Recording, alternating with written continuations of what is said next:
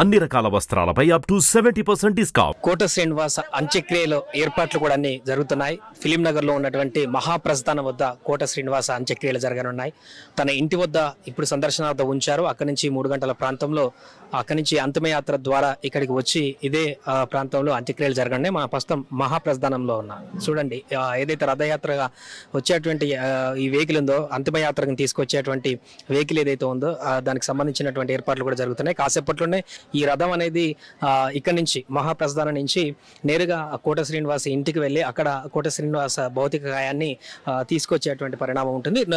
Number 3లో మహాప్రస్థానంలో ఉన్నటువంటి number 3 దగ్గర తన అంత్యక్రియలకు సంబంధించినటువంటి ఏర్పాట్లన్నీ కూడా చేశారు. ఇక్కడే కోట శ్రీనివాస అంత్యక్రియలు కూడా జరగనున్నాయి. కాసేపట్లోనే ఇప్పటికే సినీ ప్రముఖులందరూ కూడా అక్కడికి వచ్చేసి పూర్తి స్థాయిలో అంత్యక్రియలకు సంబంధించి అంటే సంతాపాన్ని తెలియజేసి నివాళులు అర్పిస్తున్నటువంటి సందర్భంలో కాసేపట్లోనే ఇక్కడ అంత్యక్రియలు జరగడానికైతే ఏర్పాట్లు కూడా అయిపోయినాయి. ఇక్కడికి ఆ యాత్రలో అంతిమ యాత్ర ద్వారా కోట శ్రీనివాస భౌతిక కాయాన్ని తీసుకువచ్చి తనని ఇక్కడ 3వ మహాప్రస్థానం ఉన్నటువంటి 3వ నెంబర్ దగ్గర ఈ యొక్క ఏర్పాట్లు కూడా పూర్తయిపోయాయి. ఇక్కడే తన అంతిమయాత్ర అయిపోయిన తర్వాత భౌతిక కాయాన్ని తీసుకువచ్చి ఇక్కడే ఖననం చేసేటువంటి ఏర్పాట్లు కూడా పూర్తయిపోయినాయి. సో ఇప్పటికి చాలామంది ప్రముఖులందరూ కూడా ఇంటికి వచ్చి నివాళులు అర్పిస్తున్నారు.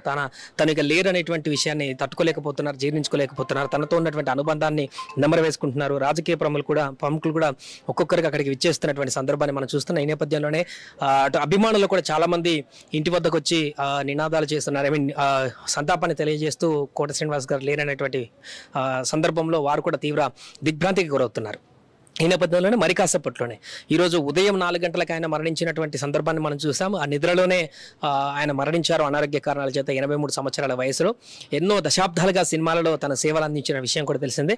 సో అక్కడ అంటే ఇంకొక రోజు ఉంచుతారనుకున్నారు. బట్ అందరూ కూడా వారి కుటుంబ సభ్యులందరూ కూడా అందుబాటులో ఉన్నటువంటి సందర్భంలోనే ఈరోజు మధ్యాహ్నం 3 గంటల వరకు సందర్శనార్థం ఉంచి ఆ భౌతిక కాయాన్ని తీసుకువచ్చి ఇక్కడ మహాప్రస్థానంలో అంత్యక్రియలు నిర్వహించడానికి సిద్ధంగా ఉంచారు. 3 గంటలకు ఎగ్జాక్ట్గా అక్కడ అంతిమ యాత్ర మొదలవుతుంది ఇంటి నుంచి. అక్కడి నుంచి నేరుగా ఇక్కడికి వచ్చినటువంటి తర్వాత ఇక్కడ అంత్యక్రియలు అయితే పూర్తి స్థాయిలో కొనసాగుతున్నాయి. దీనికి సంబంధించిన ఏర్పాట్లు కూడా ఇక్కడ సిబ్బంది కూడా ఏర్పాటు చేశారు. అక్కడ ఏదైతే వాహనం ఉందో అది కూడా సిద్ధం అవుతుంది. ఆ వాహనం ద్వారానే కోట శ్రీనివాస భౌతిక కాయాన్ని తీసుకురానున్నారు.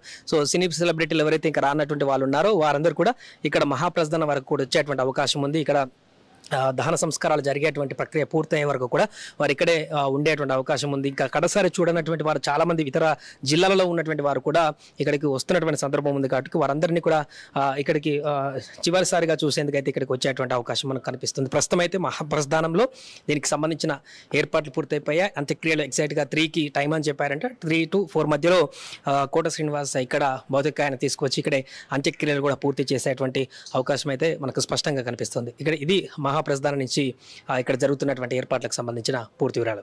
సుమన్ టీవీలో మీ పర్సనల్ అండ్ బిజినెస్ ప్రమోషన్స్ కోసం కింది నెంబర్కి కాంటాక్ట్ చేయండి.